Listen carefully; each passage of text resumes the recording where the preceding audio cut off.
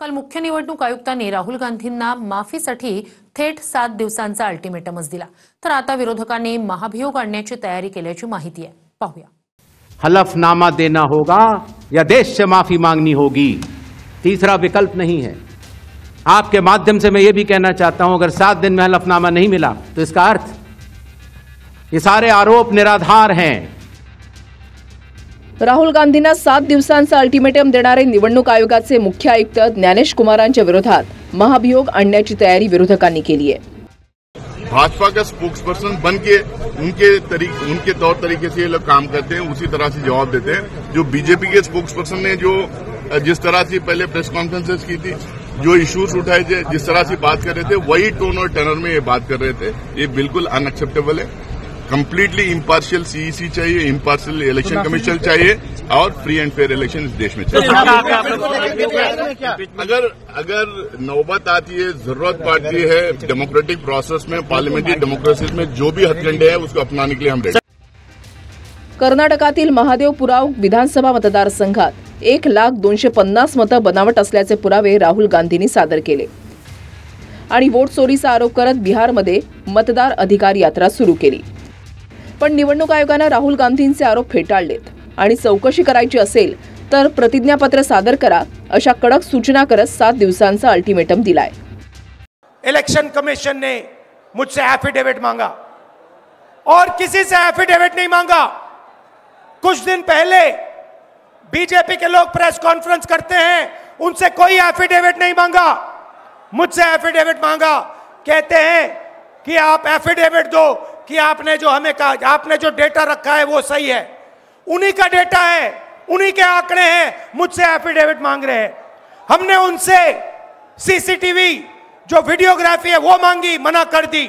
चुनाव आयोग ने मतदाता सूची जरूर दी है, लेकिन पीपीटी में गलत तरीके से एनालाइज करना, गलत आंकड़े देना और यह कहना कि पोलिंग ऑफिसर ने कहा है कि इस महिला ने 2 बार वोट दिया है, इतने संगीन विषयों पर बिना हलफनामे के चुनाव आयोग को काम नहीं करना चाहिए। और चुनाव आयोग शांत रहे, संभव नहीं।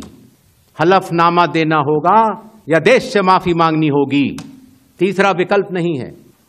आपके माध्यम से मैं ये भी कहना चाहता हूं, अगर 7 दिन में हलफनामा नहीं मिला तो इसका अर्थ ये सारे आरोप निराधार हैं और हमारे मतदाताओं को यह कहना कि वो फर्जी हैं। निवडणूक आयुक्त निष्पक्ष काम करत नसून महाभियोगावर इंडिया आघाडी विचार करत असल्याची सूत्रांची माहिती आहे। महाभियोग म्हणजे उच्च पदावरील व्यक्तीला कायदेशीर प्रक्रियेने हटवण्याची प्रक्रिया। महाभियोगाचा प्रस्ताव मांडण्यासाठी लोकसभेत 100 आणि राज्यसभेत 50 खासदारांच्या सह्यांची आवश्यकता असते। प्रस्ताव स्वीकारल्यास तपास समितीच्या अहवालानंतर संसदेच्या दोन्ही सभागृहात प्रस्ताव पास होण्यासाठी 2/3 बहुमताची गरज असते। किसी लीडर ऑपोजिशन को इस बात का ऐसा लग रहा है कि कहीं ना कहीं वोट चोरी हो रही है, तो इलेक्शन कमीशन को प्रूफ के साथ आना चाहिए कि नहीं हो रही है। और वहीं मिस्टर अखिलेश यादव जी ने भी एफिडेविट्स दिए हैं 18,000 वोटर्स के, जिनके नाम काटे गए या जो वोट नहीं दे पाए इलेक्शन कमीशन की खामियों की वजह से। तो वो एफिडेविट जो दिए गए हैं उसके बावजूद भी प्रेस में आकर झूठ बोला अपने आप में एक प्रश्न चिन्ह उठाता है। देख रहे हैं कि इलेक्शन कमीशन ने जो है वो राहुल गांधी को कितनी फटकार लगाई है कल, कि उन्होंने किस तरह से लोगों का अपमान किया, वोटर्स का अपमान किया। इलेक्शन कमीशन ने कहा है कि आप एफिडेविट जो है वो फाइल कीजिए और रिटर्न में लिखिए आप क्या, क्योंकि केस तभी हो पाएगा, जो कि ये लिखना नहीं दे रहे और ना ही ये किसी तरह का कोई कोऑपरेट कर रहे हैं इन्होंने जो भी इल्जाम लगाए हैं उसको लेके। राहुल गांधी निवडणूक आयोगाकडे डिजिटल मतांची यादी आणि सीसीटीव्ही फुटेज मागतायत, मात्र त्यालाही निवडणूक आयोगाचे आयुक्त ज्ञानेश कुमारांनी विरोध केलाय। डिजिटल यादी दिल्यास वैयक्तिक गोपनीयतेचा भंग होईल आणि मतदानावेळचं महिलांचं सीसीटीव्ही फुटेज कसं द्यायचं असं ज्ञानेश कुमारांचं म्हणणं आहे। आता मतदानाच्या वेळेला सर्वच मीडिया मतदारांच्या कशा रांगा लागल्या हे दाखवतो। मतदानावेळच्या सीसीटीव्हीमुळे महिलांच्या इज्जतीवर कसा प्रश्न निर्माण होईल असा सवाल काँग्रेसने केलाय। कि मशीन रीडेबल मतदाता सूची का सवाल है। माननीय सुप्रीम कोर्ट 2019 में ही कह चुका है कि यह मतदाता की निजता का हनन हो सकता है। Voter privacy can be breached जो चीज 4 बजे प्राइवेसी का हनन है, निजता का हनन है, वो 8 बजे अपलोड कर देते हैं। और हम उनको चुनौती दे चुके हैं कि बताइए सुप्रीम कोर्ट का कौन सा ऑर्डर।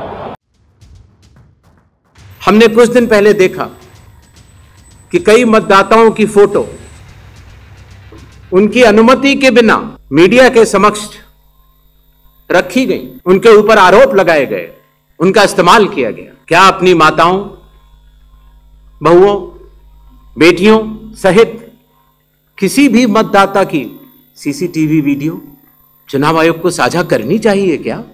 आप देखिए, माफ कीजिएगा, ज्ञानेश गुप्ता जी क्या क्या देखते रहते हैं, क्या क्या करते रहते हैं, उससे हमें कोई मतलब नहीं।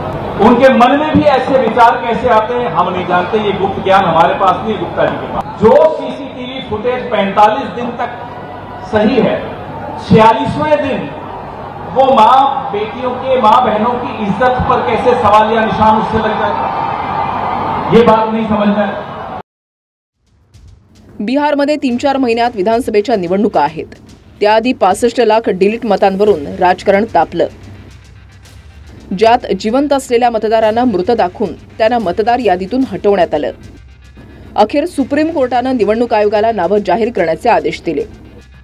तर दुसरीकडे राहुल गांधींच्या बिहारमधील मतदार अधिकार यात्रेला चांगला प्रतिसाद मिळतोय। दुसऱ्या दिवशी राहुल गांधींची यात्रा बिहारच्या औरंगाबाद जिल्ह्यामध्ये पोहोचली आहे।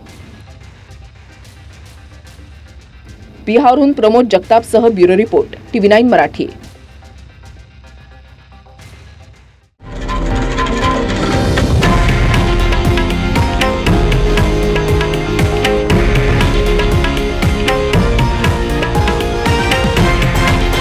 हे आहे देशातील नंबर 1 न्यूज नेटवर्क आणि आपण पाहत आहात TV9 मराठी, एकमेव।